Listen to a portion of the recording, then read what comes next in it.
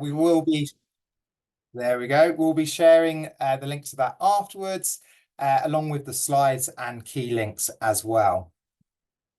So yeah, welcome to this webinar on Spot Support Signpost. We'll be exploring how you can help someone who may be struggling with their mental health.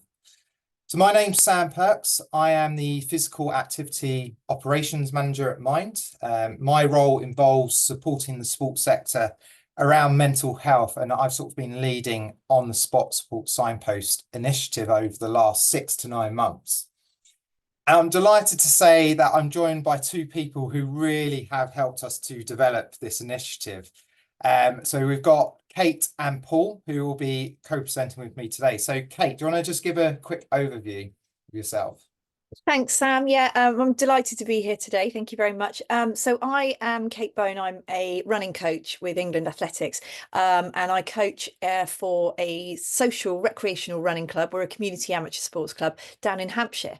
I've been doing that for around 10 years this year it is. And I have found that since doing that, I've come up I've found lots of people have been able to share more about how they're feeling while we've been doing physical activity. So as part of the club, we decided we needed to really know a bit more about how to support people. So there's a few things that England Athletics have done, but what I'm really excited about this initiative from Mind is that it provides a framework. There's some fantastic resources you're going to hear about, and I'm really excited to be able to be part of this today. Brilliant. Thanks, Kate. And then over to Paul.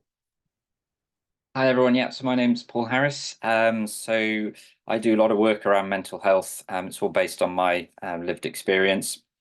So I had a work-related breakdown back in 2016. So after that, I was diagnosed with general anxiety disorder, panic and depression. And sort of since then, my life sort of did a bit of a flip over. Had to sort of start from scratch. So I've now created something myself called And Breathe Mental Health, where I try and share my experiences. Done a lot of reading, a lot of research, trying to understand what happened to me. So I try and share that as well with people. I do quite a lot of work with Mind, just as a media volunteer, also events like this, workshops, and other campaigns as well. And I also do a lot of running. I've self-taught myself to run marathons. I've completed 6 at the moment. And I do that to sort of help raise awareness. Well, firstly, raise awareness of mental health, push myself out of my comfort zone, but also try and raise some much needed funds for Mind as well. So yeah, that's me. Yeah, thanks, Paul. And I just wanted to say a massive thank you to Kate and Paul, who over the last 6 months have really supported me and the team in developing what Spot Support Signpost is today. Just wanted to say that in no way does this session today make you or expect you to be a mental health expert. But what we do all have is a duty of care to the people around us. And often small everyday actions, such as those within Spot Support Signposts, can make a big difference. We will be talking about elements of mental health in today's session. So if you find any of the content difficult, please feel free to step away from the webinar. Like I say, we are recording it and we'll send the link out afterwards. And James and our team will be providing some information if you need additional support from our information line of the Samaritans. And then finally, before we sort of jump into sort of the learning outcomes, is we really want to understand the impact that this webinar has on your knowledge and confidence around Spot Support Signpost. So we're going to launch 3 poll questions now. These are completely anonymized, so please do answer them honestly. So hopefully they've just come up onto your screen. They're multiple choice, and we'll do them now and we'll repeat them at the end, and that'll sort of give us an idea of the impact of this session, because it's one of the first sessions we've run and we really want to know whether it is helping you, the audience, around Spot Support Signpost. So I'll just give you sort of 30 seconds to just complete that.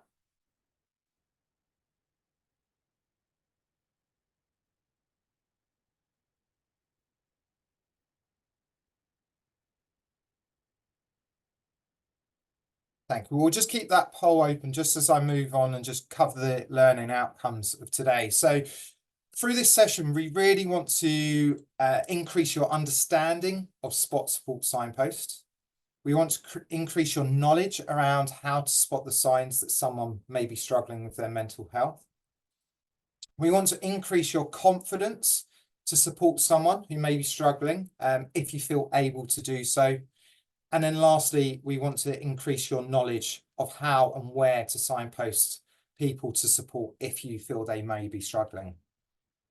So we'll end the poll there because I think nearly everyone has completed it, which is amazing. Thank you. And I'm now, oh, sorry, one more, the last one didn't come up. So there we go, knowledge around signposting. And now we're going to jump into the actual webinar, and I'm going to hand over to Paul to take us through this first part. Brilliant, thanks, Sam. So yes, so this screen here is showing a quote from Beth. So she's a person with lived experience who supported the development of our Spot Support Signpost initiative. Now we're actually going to be following Beth's journey throughout this session, but also just to mention that we've actually changed her name to protect her identity. So at the start, Beth said, "I had a choice to make when I nervously went along to my first yoga class. Should I trust the yoga instructor and share how my mental health may impact my practice?" So it's really important to take a moment to consider that 1 in 4 of us experience a mental health problem each year. So many people will experience the same feelings that Beth does, and that could be your participants, coaches, volunteers, and even your colleagues as well. But we can change this, and that's what Spot, Support and Signpost is all about and how it can help. So Spot, Support and Signpost hasn't just been created by Mind. I was actually part of the working group of 21 people with lived experience who've been involved. So from the concept to the actual content creation, the asset design, and also to sign off as well. So for me, this initiative is really important because when I had my breakdown, as I mentioned back in 2016, I was told obviously that exercise would help, but I really didn't feel safe or comfortable going to a local gym, a leisure centre or a sports club or anything like that. You know, my biggest fear really was what would happen if I had like a panic attack, or, you know, I just didn't feel like speaking to people. You know, how would others actually react to me? So what we need to do is really encourage people to take up exercise for their mental health, but make sure that that's, you know, they've got safe environments and supportive environments where they can go, you know, but it's actually for everyone involved, not just the participants, everyone working within those communities as well. And that's exactly what the initiative does. So what exactly is Spot, Support and Signpost? So it breaks down how you can support someone who may be struggling with their mental health into 3 rather pretty straightforward steps. So the first one is to spot the signs that someone may be struggling. Secondly is to support them. So if you feel that you are able to do so. And then thirdly, signpost them to any help or support that may be available. Now, as Sam said at the beginning, these steps don't require you to be a mental health expert, but what they are focused on are just small everyday actions that you can do just to provide that duty of care to people that are around you. So before we run through each of the steps, we're just going to take a look at some of the Spot, Support, Signpost assets that you can access. So I'm going to hand over to Kate, who will take you through these now. Thanks, Paul. So the first asset that's available is this fantastic animation that's been created as part of the Spot Support Signpost. And this has been developed in a partnership with Buddle. So I think Sam or Judy, you're going to press play now. Yeah, let's hope it works.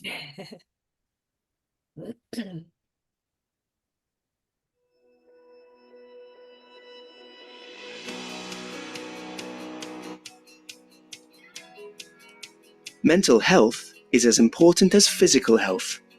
We all have it. It affects the way we think, feel, and behave.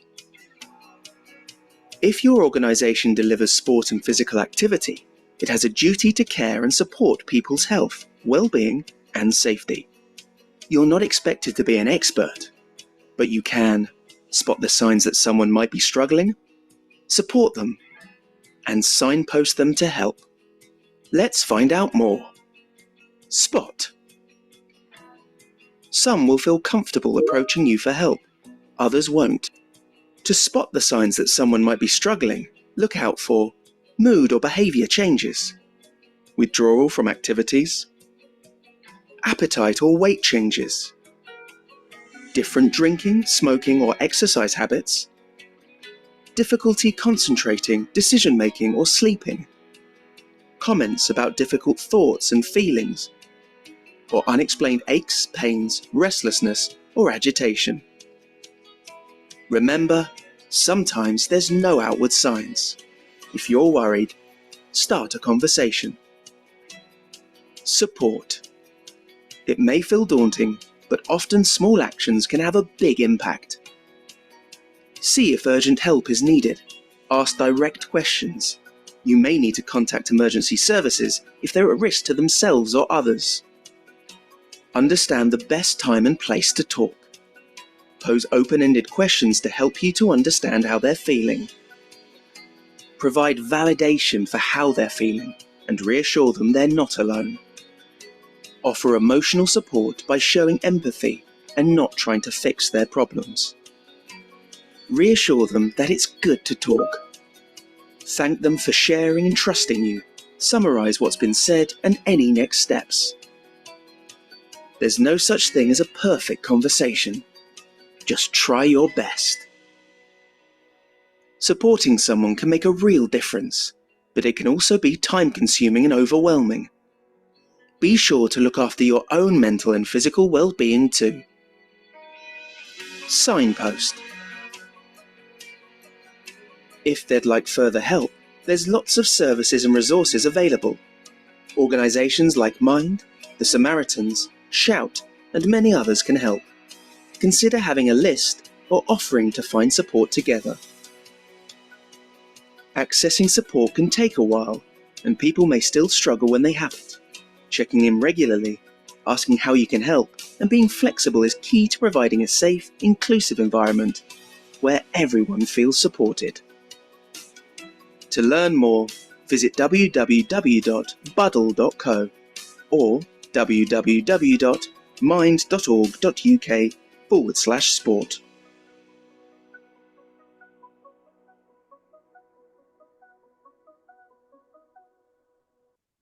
I think that's a really lovely animation to be able to share with your organisation, your activity providers, when you're introducing this topic for the first time. It's just a really nice way of bringing that to the forefront.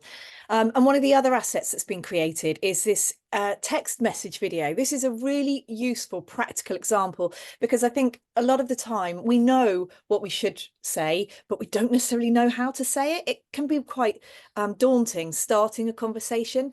And this is a really good practical tool, good example of how we can have a conversation with someone using Spot Support Signpost. So I think we're going to play a snippet of this now.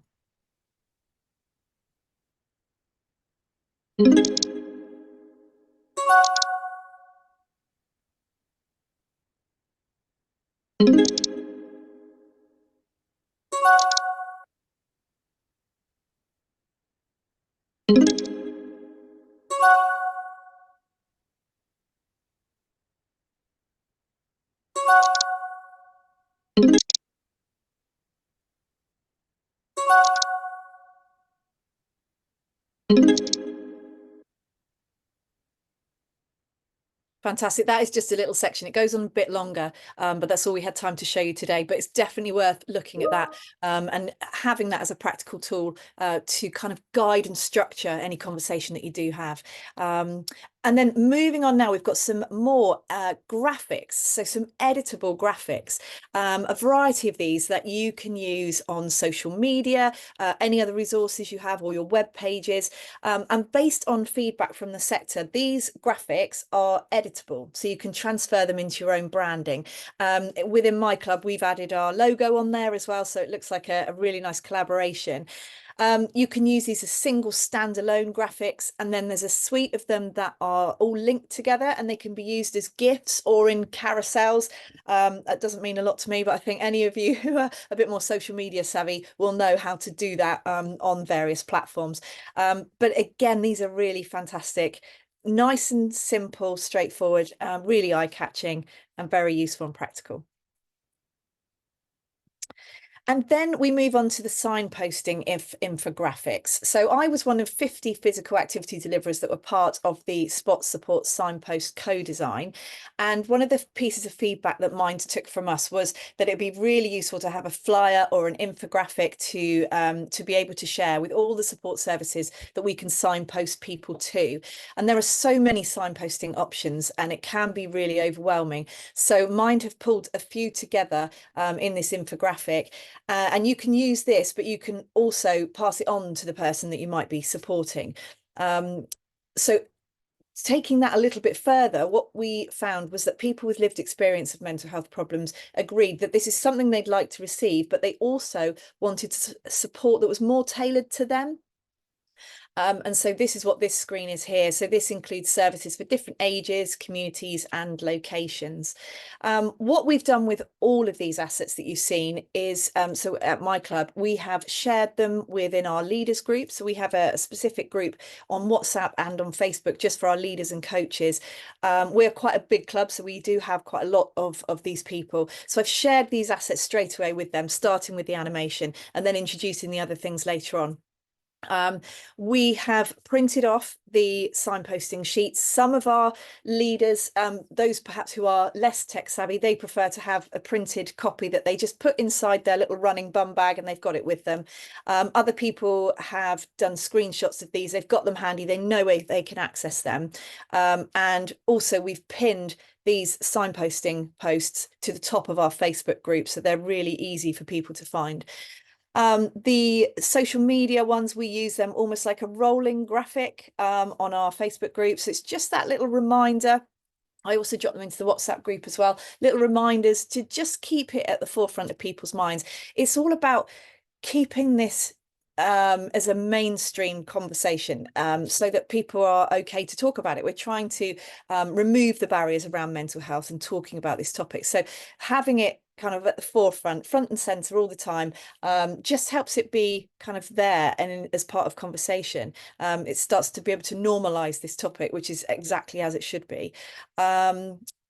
And the other thing we're doing is introducing this in some of our training as well. So when we have new leaders that come on board, and I'm lucky enough to be part of the England athletics team that mentors new run leaders. So I'm going to be introducing it there to say, as soon as we've got somebody on board who wants to put their hat in the ring and become a leader and take on this more responsible role, let's get this training straight in to them as well at that early stage. So it's from some fantastic resources and some really great ways that you can use them. Brilliant. Thanks very much, Kate, for that. And we got through that section where IT is likely to have gone wrong unscathed, so we can relax now a bit. There is lots in Spot Support Signpost, but this isn't new. Many people working and volunteering in sport and physical activity are supporting people every day, including yourselves on this call. So we really wanted to showcase that as well. So what we've done is we've developed some personal blogs with two people who have lived experience of mental health problems, but have been supported by physical activity deliverers to showcase actually it's happened already, it's out there, but also to provide examples of how coaches, fitness instructors, welfare officers, anyone can sort of support people in and out of their sessions. So that leads us into actually running through Spot Support Signpost. So the first element is spot. Spot the signs that someone may be struggling can be really challenging. Everyone is unique and we all have our own different ways of showing or talking about our experiences. So let's revisit Beth's story. Earlier, Paul sort of ran through Beth's quote around how she didn't feel comfortable or feel able to tell her yoga teacher about her mental health problems. So what we're going to do now is we're going to run through some of the signs that we may spot in Beth if she is struggling with her mental health during her yoga sessions. So I'll hand back over to Paul to run through these. Brilliant, thanks, Sam. Yeah, so there's a number of sort of different areas we can look at to try and see if somebody is potentially struggling. So the first one we can look at is behavior. So it's really looking at anywhere where somebody is behaving differently to usual. So in behavior wise, this could include not attending social activities, maybe missing sessions. In the workplace, it could be missing work quite regularly. You might see that there's signs of reduced motivation, especially with exercise. It might be that someone's doing more exercise than they should be, and it's actually starting to overtake someone's life. Again, relating this to the workplace, it may be somebody, working more than usual. They don't really have that good work-life balance. You might find that somebody is isolating themselves more frequently and just generally not enjoying things that usually they would like.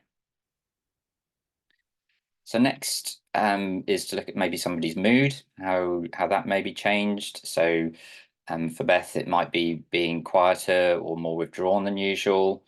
On the other side, it could be that she's a bit more louder or more energetic than usual. She may say that she's feeling sad, anxious, or worried, or she may be experiencing sort of more extreme mood swings. So it can be sort of quite different, really, whether it's sort of, it's really looking at different ways that the behavior could change from normal. We've also got our thoughts and feelings. So at the more serious end, is she maybe experiencing thoughts of self-harm or suicide? She may say she's feeling more trapped or hopeless. Is she being more forgetful than usual? We all do that a little bit at times, but again, is it something that's sort of a breakaway from the norm? Is she having more confused thoughts and finding it more maybe difficult to make decisions? Or is she just simply struggling to concentrate? Also, our habits can tell us an awful lot about how somebody's doing. Is she maybe drinking or smoking more than usual? And maybe sleeping too much or too little? Could be changes in appetite, maybe weight gain, weight loss. And specifically in the workplace, again, maybe changing in workplace patterns, maybe working longer hours. Is she maybe more distracted? Or maybe is there a change in performance levels? And then lastly, we've got any sort of physical changes that you might be able to notice. So, is she neglecting self-care? Maybe someone's looking more unkept than usual. Is she experiencing unexplained headaches or other aches and pains? Maybe feeling more sick or nauseous on a regular basis? She's simply crying or more restless and agitated. And does she appear more tired? So there can be lots of different things that we can sort of hopefully look at and try and see. Now, the flip side of this is it may be that there aren't any obvious signs. And speaking from experience, some people are very good at hiding their struggles. So it may not be obvious that someone like Beth is struggling with their mental health. Okay. There may not be any outward signs that show how they're feeling inside, or if there are, they may be really, really subtle and things that you might just sort of brush over without really thinking. So that's why it's important to really take time to build a good relationship with people, as it can help you to better spot those signs of them struggling. And it also helps you to make not to make assumptions about them and how they're feeling. And I think for me, the most important thing when it comes to spotting these signs is to be considerate and not judgmental. I think we can be very quick to judge people when we see changes in behavior or mood or things like that. To give you an example, when I was at work, when I was really struggling, a colleague actually noticed that my performance had gone down a little bit, unfortunately.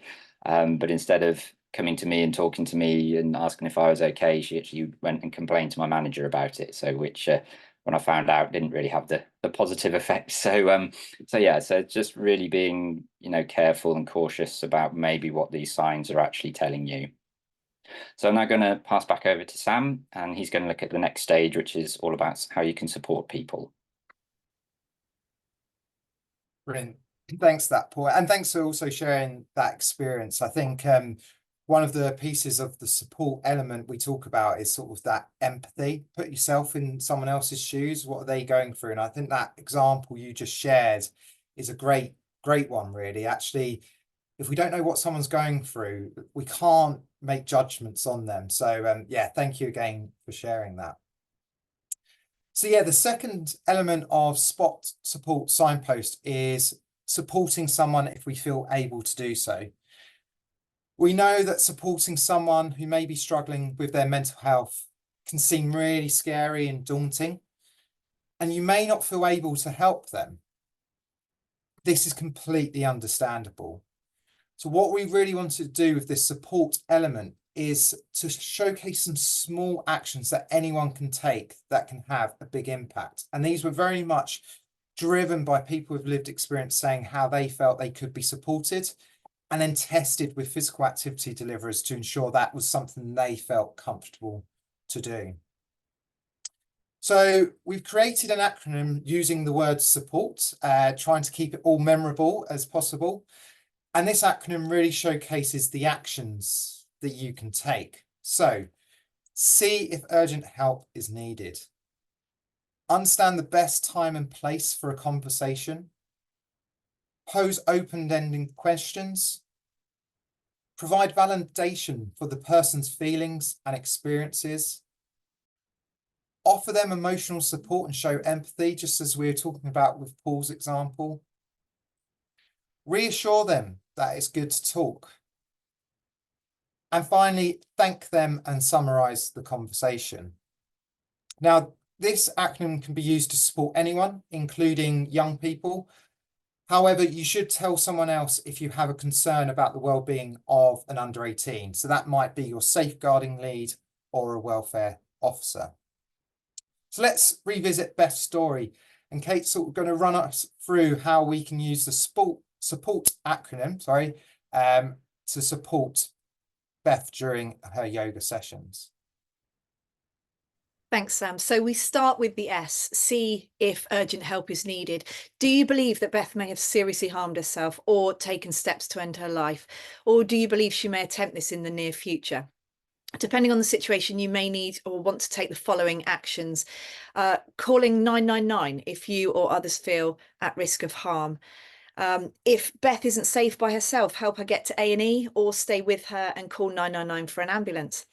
And if you think Beth can keep herself safe, then help her to make an emergency GP appointment, or she could contact a helpline and the Samaritans, the shout numbers are there, or she could call NHS 111. The U, understand the best place and time for a conversation. So having a conversation with Beth is really important, but it needs to happen at the right place and the right time. So in terms of the time, this could be before or after the session when less people are around. But remember, it may not always be possible to speak there and then. And instead, Beth's yoga teachers should say they recognise the need to have a conversation, but explain why they can't talk now and arrange a time to catch up with Beth. In a workplace example, it could be before or after work when less people are around, or perhaps when it's quieter in the office. And in terms of place, a quiet, informal space away from the activity and people is ideal. Alternatively, Beth's teacher may prefer to reach out through a message or call, and the text message video that we showed earlier provides an example of how she could do this. The P, pose open-ended questions. So asking open-ended questions will help you to better understand how Beth is feeling and her experience. We've got some examples of questions here, like, how have you been feeling since I last saw you? How have you felt like this? Have you felt like this before? What happened and what helped? Can you tell me more about how you're feeling? And those sorts of open-ended questions will really help you to be able to do this. And it's really important that you give Beth your full attention and actively listen to what she's saying. And this means making eye contact, being patient, not interrupting her, and repeating what she said so that you can check you've understood. The second P of the support acronym stands for providing validation for their feelings and experiences. And we've touched upon this a little bit already with Paul's lived experience, but it's important that you don't assume you know how Beth is feeling. So saying something like, I understand how you're feeling, may not be helpful if you haven't gone through the same experience as Beth. Instead, you should reassure her that her feelings are valid and she's not alone. So saying something like, it's okay to feel how you do is a great example of that. And you should let Beth guide the conversation. If you're unsure of something, then you should ask Beth and not assume. That's one of the biggest things I've found in my club is actually talking to the person, finding out, what can we do to help you, or asking for their feedback, because you can't make any assumptions. You don't necessarily know what they're going through yourself. And then we've got the O. So this is the offer emotional support and show empathy. You shouldn't try to fix Beth's problems. Your first instinct might be to try and find a solution. We all tend to be problem solvers, but instead you should listen to Beth and be there for her. Remember, you're not expected to be a mental health expert, so try to focus on providing emotional support. You should avoid unhelpful cliches such as pull yourself together, or you're just having a bad day, or don't stress. And instead, you should try and show empathy by saying something like, I appreciate this must be challenging, and thank you for sharing this with me. And then finally, we've got a quote here that was shared by a person with lived experience in our focus group. Generally, the most supportive people are those who listen to understand. They don't try and solve the problem, but they are really hearing you. Then we move on to the R. So this stands for reassure. Reassure them that it's good to talk. It may have been really challenging, really tough for Beth to open up. So you should reassure her that it's good to talk, saying something like, I'm glad you spoke to me. I know it might have been difficult to talk about this, but you've taken a big step today. You shouldn't assume that Beth wants to be signposted to support. You should ask Beth if she would like this. And you should empower Beth to decide what she wants to do next. And finally, the T stands for thank them and summarise. So you should check if Beth will have support after the session. You could ask, will someone be there when you get home? Or what are you doing after the session? You should summarise the conversation and anything you or Beth have agreed to do. So, for example, you've told me you're going to speak to your GP about how you're feeling, and I will email you details of your local mind. Remember, there is no such thing as a perfect conversation, and you might not get it 100% right, but you're doing your best to support the person by having the conversation. I think one great thing with this whole initiative is that reassurance that you as an activity provider, you don't have to have all the answers, but it's about knowing what to do when you experience this sort of situation. So doing your best, having the conversation, being able to talk about it in the first place is a massive step. And then hopefully with all of these amazing assets and resources, you'll have practical tools for you to be able to use. So in terms of extra support, people sometimes have to wait a long time for support. And even after receiving that support, people still may struggle with their mental health, of course. So if you feel able to provide extra support to Beth, there are various things you could do. So first of all, you could check in with Beth at a later date. You could ask her, how are you doing? Or how are you feeling since we last spoke? And remember, this needs to happen at the right time and place. You should be flexible and tell Beth that she can attend sessions as much or as little as she likes, but she'll always be welcome when she's able to attend. And in the workplace, this might mean being able to make reasonable adjustments that provide flexibility.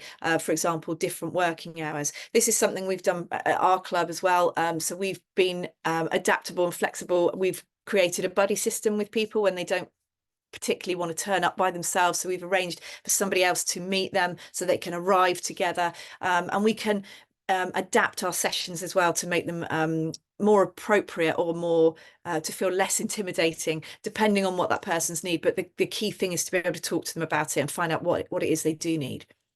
Another thing to do is that Beth and others, for example, may benefit from a wellbeing space, somewhere safe they can go if the session becomes too much. This doesn't mean building a whole new room. It could be turning an unused room or like a small area in the facility into a dedicated private space. And again, this could be an unused area of an office if it's in a workplace scenario. And then you could also ask participants if there's anything they need to support them before, during, or after the session, like the example I gave of turning up with somebody else. But if you don't ask them, you don't know. So it's about identifying those needs. And now I'm going to hand over to Sam to talk about a very important part next. Thanks, Kate. So we're on to the final element of SPOT support signpost. So signposting people to help and support can be the first step in them receiving the help they require. But as Kate mentioned, we shouldn't assume that everyone wants to be signposted to help. Some people may just want to have a conversation about how they're feeling, and actually that might help them. And we have to also be wary that others may have had poor experiences of accessing support in the past, and actually by signposting them to the same services may be really triggering and challenging for them.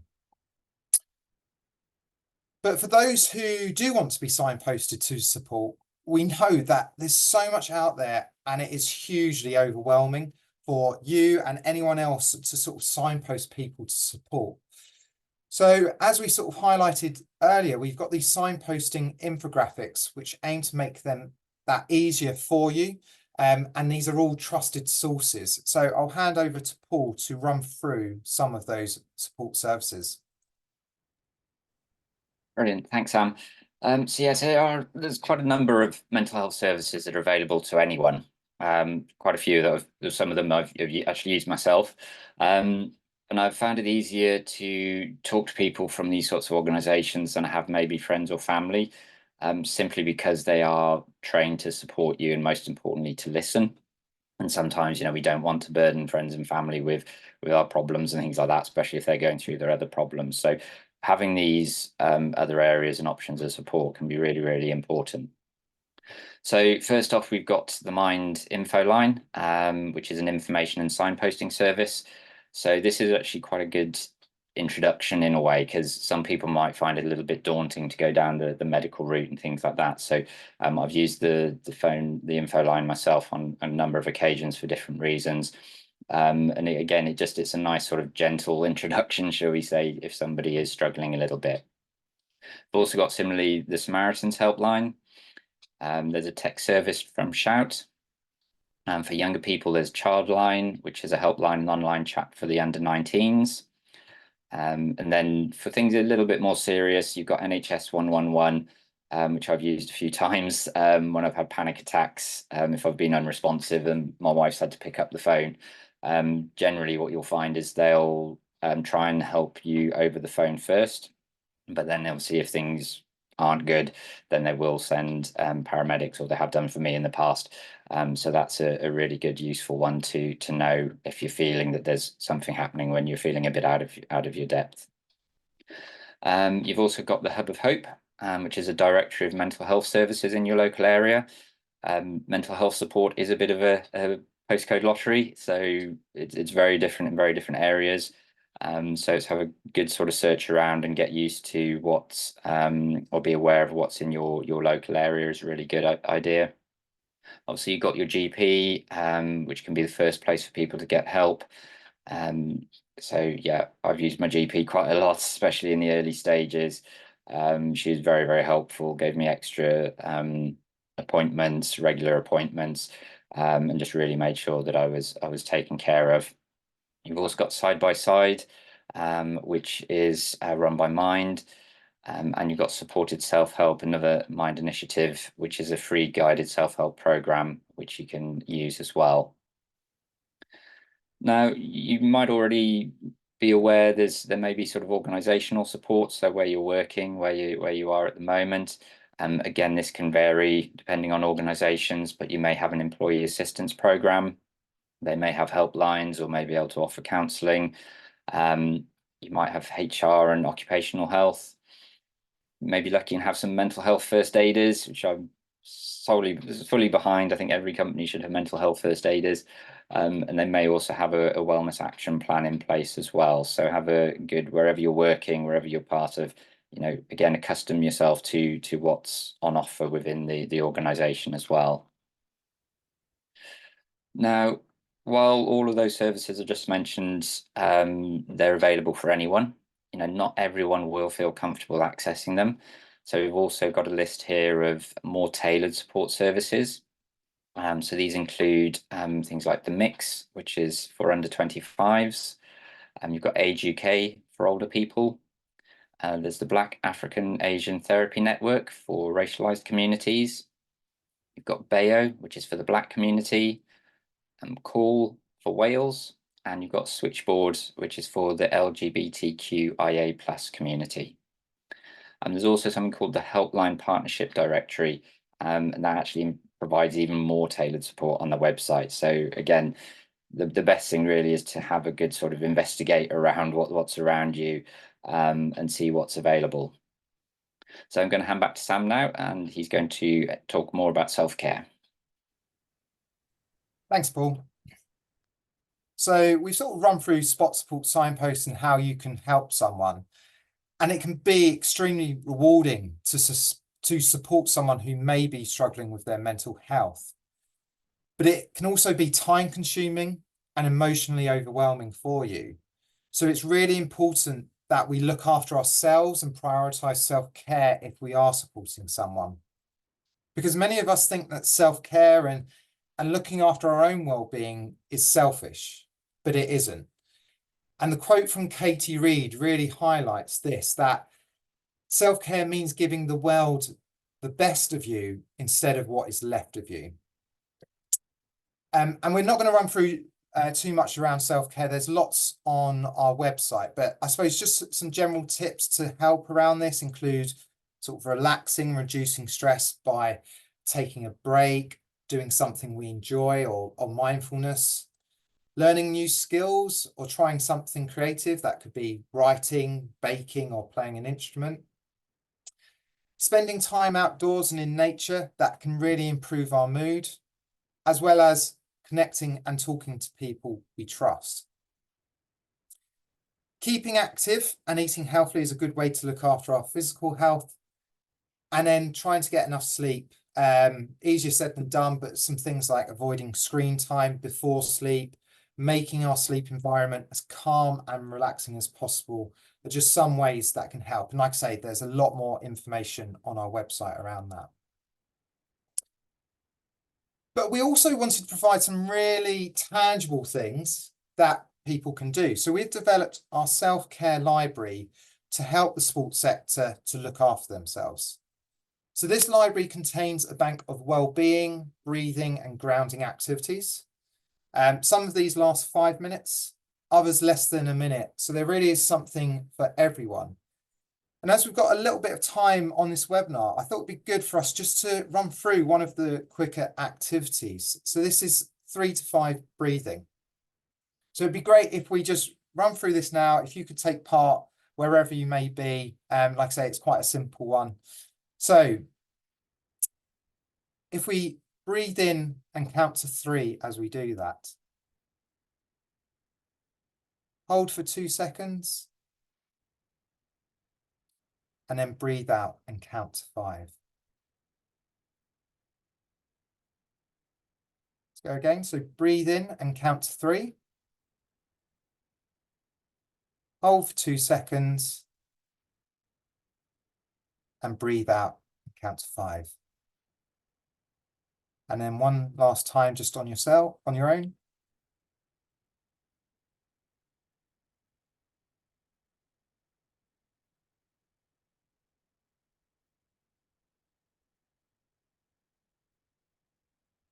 Brilliant. So yeah, this is one of the simplest activities within the self-care library. There's a lot more in there, but hopefully you found just doing that 3 times over can really sort of help just to ground yourself and yeah, sort of hopefully reduce a bit of stress. That's helped me whilst presenting. And I have to admit, I use this and quite a few of the activities in the library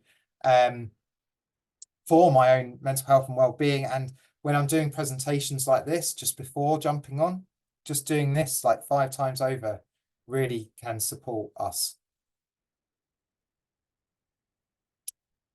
So before we finish today, I really wanted to revisit Beth's story.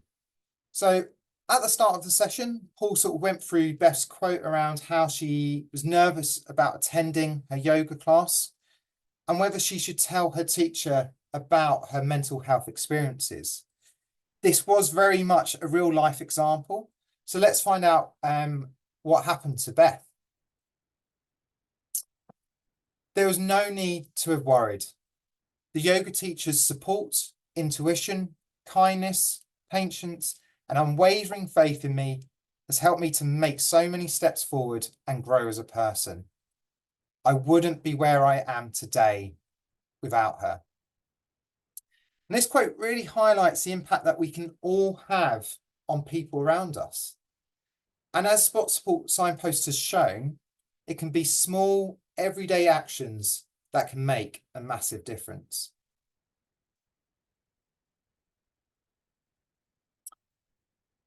So everything relating to Spot Support Signpost, including the guidance we've run through today and all the assets, can be found at our website, so www.mind.org.uk/Spot Support Signpost. And if you want to stay up to date with everything mental health and physically active related, please do sign up to our free monthly newsletter through the QR code on the screen, and we'll also post that in the chat. Before we just move to some Q&A, so feel free to use the Q&A function in Zoom or just add it to the chat. We'd like to revisit those 3 poll questions you completed at the start. So we'll launch these in a second. These are exactly the same as the ones you answered at the start. They are anonymized again, so please do answer them honestly. But what that will do is that will really help us to understand the impact that this webinar has had on your knowledge and confidence around Spot Support Signpost. So yeah, I'll give you another sort of 30 seconds to answer those poll questions.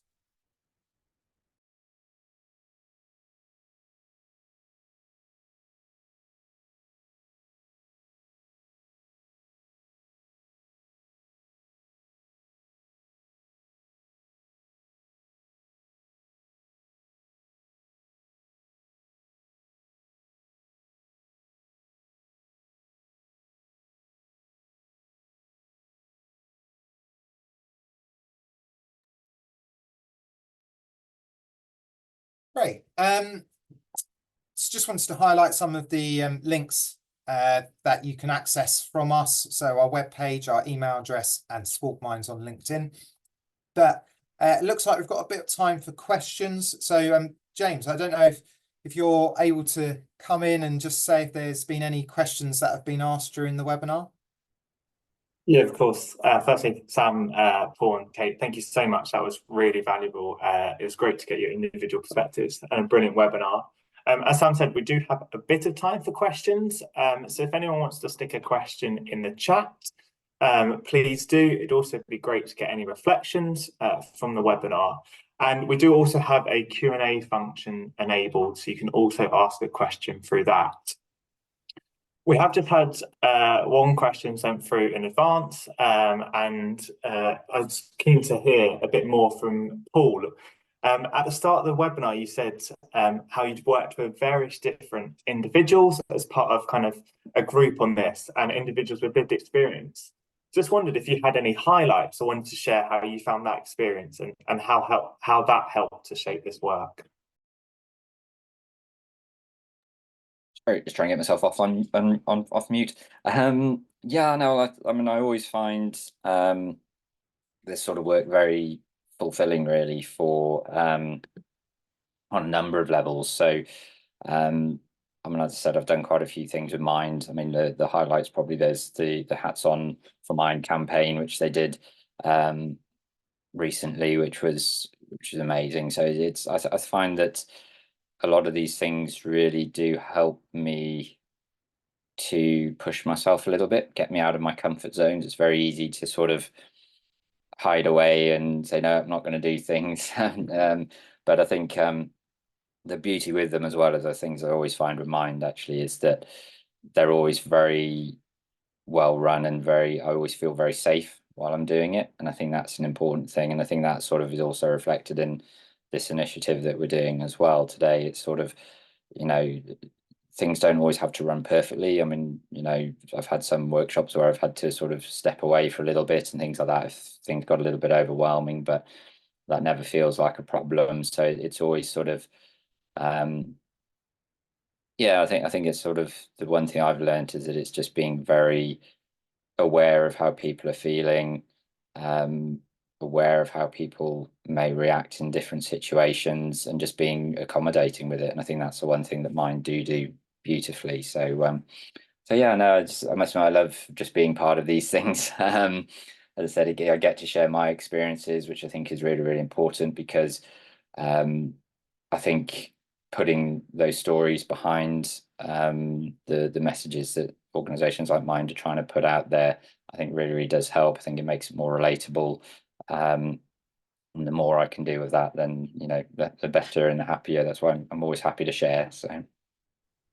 Brilliant. Thanks, Paul. And yeah, it was so valuable hearing about your personal experiences, and yeah, just great to hear from you today. Thank you. Yeah, as I said, do post any questions in the chat. We do have a bit of time, but I just had a quick question for Kate as well. Kate, you shared earlier how you kind of had run leaders already printing off some of the infographics and putting them in their running belts, which was brilliant to hear. And you've obviously posted on various different social media channels and groups. What's the reception been to the different infographics, and have you seen a bit of a change in behaviour in terms of these conversations and confidence levels? Yeah, definitely. We've seen the level of conversation increase, people being a bit braver and more open to be able to talk.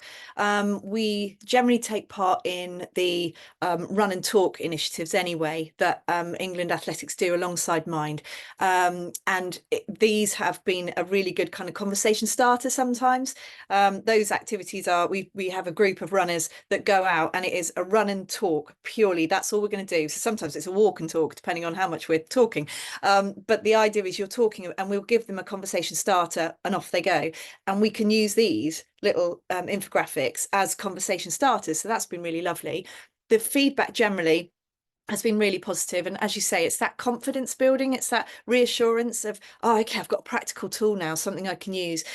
We find so many times that with that, I suppose, that forward motion, with that release of happy hormones, oxytocin hormones released as we're moving with other people, that people are more inclined to share and talk about things. And if you're not kind of prepared for that, sometimes it can take you a little bit unawares, and suddenly you find yourself not knowing what to do or what to say. So having these practical tools is really useful, and the feedback's been brilliant so far.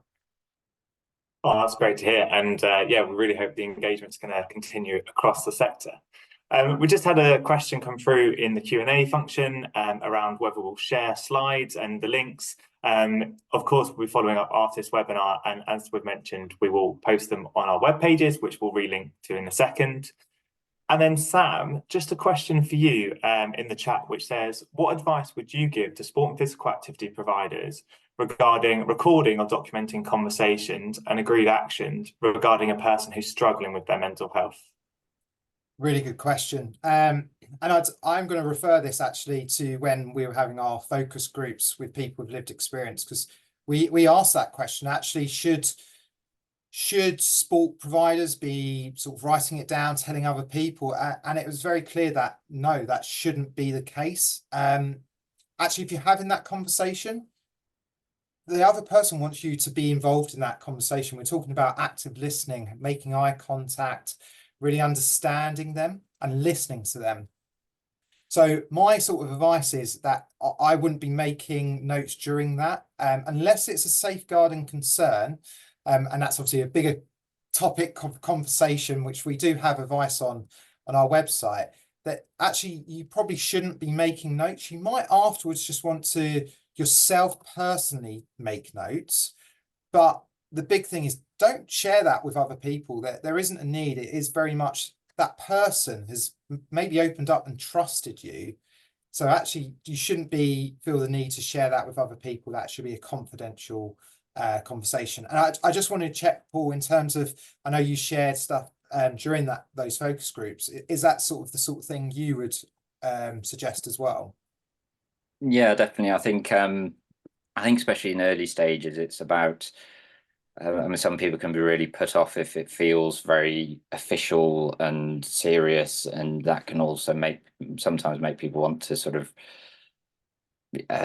go back into themselves a little bit. You know, if it does take a lot for people to be open and honest about what's going on. So I think the more relaxed you can keep it. Obviously, as you said, Sam, if it's more serious, then yes, you know, there's more serious steps you need to take. But I think if it's more general conversations, I mean, if I've been talking to people and they pulled a notepad out and started taking notes, I'd be like, oh, hang on a minute, what's going on here? You know, so yeah, it's I mean, as you said, if you've had a conversation with someone and if you've got points to maybe follow up on, like you said, I'll send you links to Mind's website, or I'll send you links to some other places. Then maybe obviously make sure you maybe after the conversation set yourself a reminder that you actually do it, because what you then don't want to be doing is forgetting what you've agreed. So maybe, you know, just quietly up once you've finished, have a little note. But yeah, I think to begin with, just keep it very, you know, as light and as amenable as possible, so that people don't feel like it's, you know, suddenly the spotlight is being put on them and they're under pressure to sort of open up. I think within our club, we have more than one what we call mental health champions. Again, it's part of an initiative through England Athletics. They're not trained people at all, but they're people who know who to signpost to. And I think if we make it very clear who those people are. So if someone then does share something with us, we will say, are you okay if I share that with one of my other mental health champions? And it helps us then to, as Sam said, to be able to kind of relieve ourselves a bit of that pressure or that weight that perhaps you're holding something that, you know, can take its toll on you personally. So being able to share that with somebody else, but it also means there's somebody else that could check in on that person as well. So that's kind of the only exception I'd say in terms of sharing it with other people. As long as that person knows you're going to do that and they're happy with you doing that, then yeah, that can work. Brilliant. Thanks all three of you. That was really helpful, and all different perspectives, but actually reinforcing that message. So thanks a lot. Final question we just had in through the chat. So Sam, I might pass back to you to answer it, and also then to do some final wrap ups. Just around different experiences with support services. So people experiencing kind of negative experiences with accessing GPs or other support services. Could you just clarify some advice around whether it's better to take people to A&E or focus on GPs? Yeah, if you want to just clarify that and wrap up. Of course. Thanks, Denise, for the question. This is very personal to me. I went to my GP saying I was really struggling. I actually got told, no, you're absolutely fine. You're young, fit, healthy. There's nothing wrong with you. You just need a more balanced life, which wasn't the most helpful thing. And there really are mixed experiences with GPs. I'm so glad that, Paul, you had such a good experience with your GP, because we hear the real breadth. So Denise, from my perspective, if the GPs isn't working, there's still support out there. And on the signposting graphics, there's a range of different things. I would actually say go onto Hub of Hope, type in your sort of location, see what's available. Our network of local minds, there's over 100 in England and Wales, provides all range of services as well. So for me, look into those as well. And also, if you're supporting someone, which I believe this is, ask them what sort of support they would like as well. Because again, we don't want to make that assumption that they want a specific support. Actually, it could be they want just someone to talk to, which actually could be a helpline or a talking service, or it could even be a peer support group that something like one of our local minds runs. So yeah, it's best checking in with them to find out what type of support they would like. So yeah, and I'm really sorry to hear that that's the experience you're finding. We are campaigning for better services around mental health, and hopefully we'll get there. I'm aware we're at 12:30, so thank you so much for joining. We really hope you found this webinar helpful, and it will help you to sort of use Spot Support Signpost in the future. Just a massive thank you to Paul and Kate for co-presenting with me and for sharing your experiences. That has been truly amazing. Thank you, everyone. Have a great rest of the day. Thank you. Bye-bye. Bye.